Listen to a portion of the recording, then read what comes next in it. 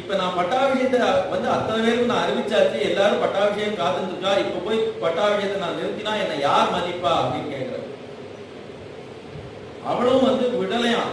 இந்த இவ்வளவு உருக்கமா அவர் சொல்றாரு, நம்ம தான் உருக்குறோமே தவிர அவ கல்லு மாதிரி இருக்காளோ.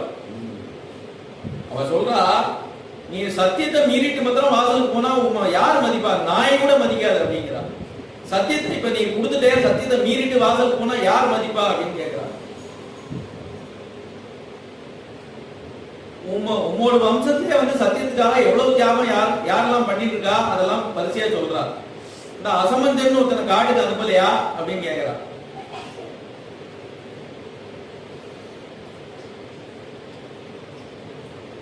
இதெல்லாம் தாங்கவே இல்லை, அவர் கீழே வந்துட்டார். ஆனா ஆபத்து காலத்துல கூட தர்மத்தை மீறப்படாதுன்னு நினைக்கிறார். அதனாலதானே வந்து ராமர் தேர்ந்தெடுத்து